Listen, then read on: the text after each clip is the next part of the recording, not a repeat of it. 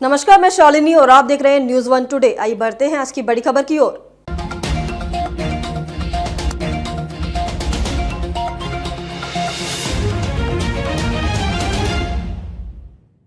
बौखलाए Putin, Ukraine को दी hypersonic missile दागने की धमकी, 100 ड्रोन से किया बड़ा हमला। अमेरिकी और ब्रिटिश हथियारों से मॉस्को पर हमले के बाद से ही रूसी राष्ट्रपति पुतिन के सब्र का बांध टूट चुका है।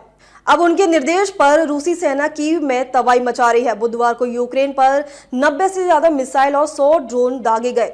इससे यूक्रेन दहल उठा। इतना ही नहीं, पुतिन ने अब यूक्रेन पर हाइपरसोनिक मिसाइल से हमले की धमकी जारी की है। यह धमकी मॉस्को द्वारा यूक्रेन के ऊर्जा ग्रिड पर हमला करने के कुछ घंटों बाद दी गई। इस हमले के कारण 10 लाख लोग बिना बिजली के रहने को मजबूर है। कीव ने कहा है कि रूस ने इस हमले के दौरान 90 से अधिक मिसाइल और लगभग 100 ड्रोन दागे, जिससे क्रेमलिन प्रमुख के पश्चिमी मिसाइलों के साथ अपने क्षेत्र पर यूक्रेनी हमलों का जवाब कहा।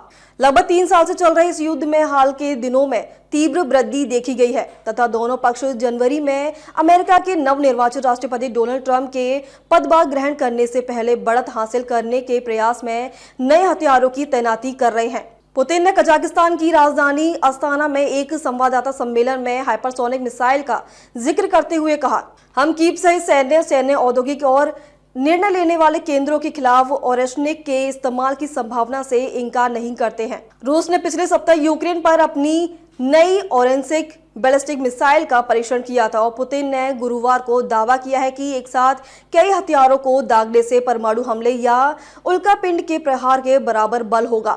उन्होंने पहले कहा था कि रात भर की बमबारी हमारे क्षेत्र पर ATACMS मिसाइलों द्वारा लगातार किए जा रहे हमलों का जवाब है। जैसा कि मैंने बार बार कहा है कि हमारी ओर से हमेशा जवाब दिया जाएगा। पुतिन ने यह भी दावा किया है कि रूस को पता है कि कीव को कितनी लंबी दूरी के हथियार दिए गए हैं और वे कहां स्थित है। कीव पर हमला पुतिन की कमजोरी का सबूत, PM टस्क। पोलिश प्रधानमंत्री डोनाल्ड टस्क ने कहा है कि कीव पर हमला करने की पुतिन की धमकी कमजोरी का सबूत है और कहा है कि पश्चिम उनके शब्दों से परेशान नहीं होगा। ताजा हमले ऐसे समय में हुए हैं जब यूक्रेन के लोग भयंकर सर्दी के लिए तैयार हैं, क्योंकि लगभग 3 साल के युद्ध के कारण उनका अधिकांश ऊर्जा बुनियादी ढांचा पहले की क्षतिग्रस्त हो चुका है और रूसी सैनिक पूर्वी यूक्रेन में आगे बढ़ रहे हैं। मिली जानकारी के अनुसार पिछले कुछ सप्ताहों में तनाव काफी बढ़ गया है, क्योंकि दोनों पक्ष जनवरी में ट्रंप के शपथ ग्रहण से पहले युद्ध के मैदान में बढ़त हासिल करने की कोशिश कर रहे हैं। पुतिन ने संकेत दिया कि उन्हें ट्रंप के दूसरे कार्यकाल से उम्मीद है। उन्होंने गुरुवार को रिपब्लिकन को एक बुद्धिमान व्यक्ति बताया जो समाधान खोजने में सक्षम है। हालांकि उन्होंने ये नहीं बताया कि वह किस बारे में बात कर रहे थे। रूसी नेता ने रात भर की बमबारी के कुछ घंटों बाद बात की, जिससे यूक्रेन की पश्चिमी लबीबी क्षेत्र के 5 लाख से अधिक उपभोक्ताओं की बिजली गुल हो गई। लाखों लोग बिना बिजली के रहने को मजबूर।